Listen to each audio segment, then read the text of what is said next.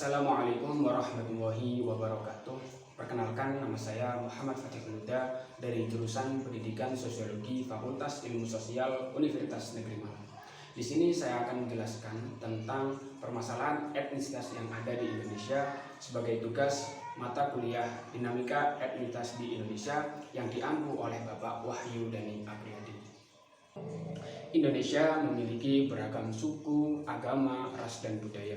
Dari keberagaman tersebut tidak jarang menimbulkan konflik antar etnis ataupun antar suku. Di sini saya akan sedikit menjelaskan permasalahan etnisitas yang ada di Indonesia. Salah satunya yakni konflik antar etnis. Sebelum membahas lebih jauh permasalahan etnisitas yang ada di Indonesia, sedikit saya akan menjelaskan apa sih yang dinamakan etnisitas.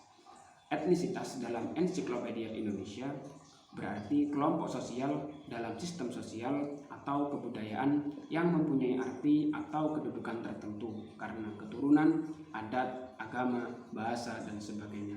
Dalam pengertian lain, etnisitas berarti suatu penggolongan dasar dari suatu organisasi sosial yang keanggotaannya didasarkan kepada kesamaan asal, sejarah, budaya, agama, dan bahasa, serta tetap mempertahankan identitas jati diri mereka melalui cara dan tradisi khas masing-masing.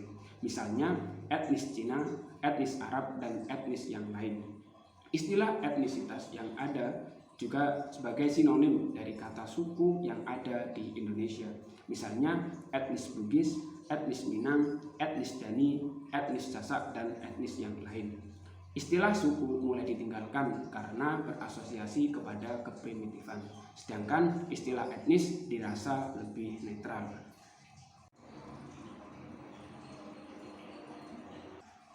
Dari beragamnya etnisitas di Indonesia, tak jarang menimbulkan beberapa sebab konflik antar suku bangsa. Seperti yang dilansir oleh Kementerian Pendidikan dan Kebudayaan, sebab-sebab tersebut antara lain, yang pertama, sikap primordialisme. Primordialisme merupakan paham kesetiaan yang dibawa sejak lahir pada suku, bangsa, agama, maupun adat istiadatnya. Yang kedua, kesenjangan ekonomi. Kesenjangan ekonomi seringkali menyebabkan kecemburuan dan mengakibatkan munculnya konflik. Yang ketiga, perbedaan keyakinan agama.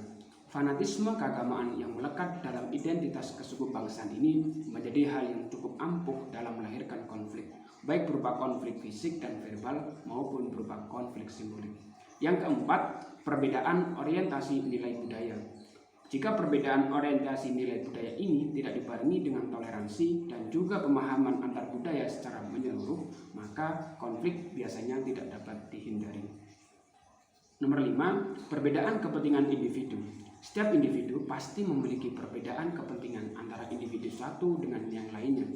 Perbedaan kepentingan dapat mendatangkan konflik sosial di masyarakat apabila tidak tertangani dengan baik. Konflik akibat perbedaan kepentingan ini dapat pula menyangkut bidang politik, ekonomi, sosial, dan budaya. Yang keenam, prejudice yang berlebihan. Prejudice dapat diartikan sebagai sikap yang mencurigai keberadaan etnis tertentu karena dianggap membahayakan posisi dan keamanan etnisnya. Dalam hubungan antar suku bangsa, sikap prejudice yang berlebihan dapat menyebabkan ketersinggungan bagi etnis tertentu. Apabila sikap ini tertanam kuat pada setiap etnis, maka akan menyebabkan hubungan yang tidak harmonis dan dapat berkembang menjadi konflik terbuka antar suku bangsa. Dan yang terakhir, stereotip negatif pada etnis tertentu. Hubungan antara suku bangsa dapat berjalan secara disharmoni apabila terdapat stereotip negatif yang dilekatkan dari suku bangsa terhadap suku bangsa yang lainnya. Stereotip negatif adalah sikap yang memberikan cap ataupun label yang negatif terhadap suku bangsa tertentu. Stereotip ini biasanya akan digeneralkan pada semua warga suku bangsa.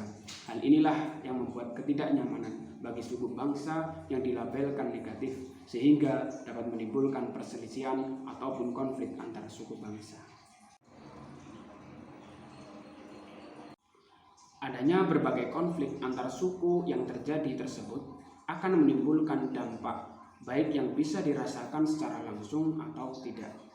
Dampak ini bukan hanya menimpa pada kelompok yang terlibat konflik saja, tetapi acapkali juga menimpa pada kelompok yang tidak terlibat langsung dalam konflik tersebut. Dampak konflik antar suku bangsa antara lain yang pertama menimbulkan hilangnya rasa aman.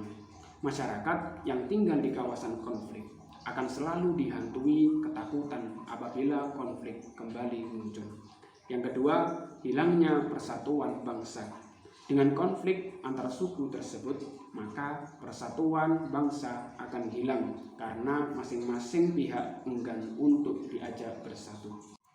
Yang ketiga, rusaknya tata kehidupan. Konflik membuat masyarakat kehilangan kesempatan untuk bekerja, mencari nafkah, ataupun mendapatkan pendidikan dan pelayanan kesehatan sebagaimana mestinya. Menurut Brown, terdapat 5 dampak yang langsung kelihatan akibat terjadinya konflik. Yang pertama, meningkatkan solidaritas sesama anggota kelompok yang mengalami konflik dengan kelompok lain. Yang kedua, keretakan hubungan antara kelompok yang bertikai. Yang ketiga, perubahan kepribadian pada individu. Misalnya, timbulnya rasa dendam, benci, saling curiga. Yang keempat, kerusakan harta benda dan hilangnya jiwa manusia. Dan yang terakhir, dominasi bahkan penaklukan salah satu pihak yang terlibat dalam konflik.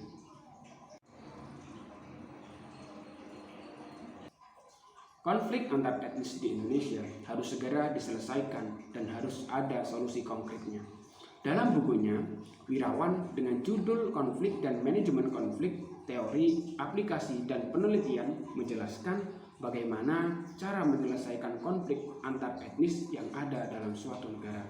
Ada 3 cara. Yang pertama, melalui intervensi pihak ketiga, di mana keputusan intervensi pihak ketiga ini bersifat final dan juga mengikat. Contohnya adalah pengadilan. Yang kedua, yakni mediasi. Mediasi adalah cara penyelesaian konflik melalui pihak ketiga yang juga disebut sebagai mediator.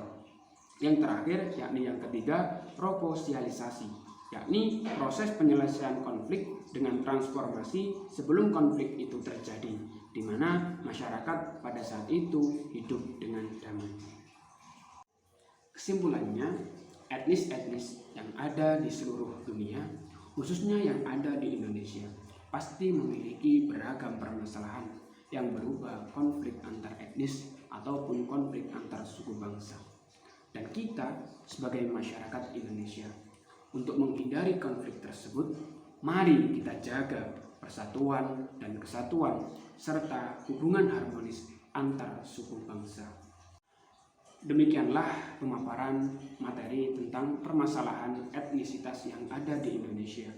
Saya, Muhammad Fathirul Huda, meminta maaf yang sebesar-besarnya atas kesalahan yang disengaja maupun yang tidak disengaja.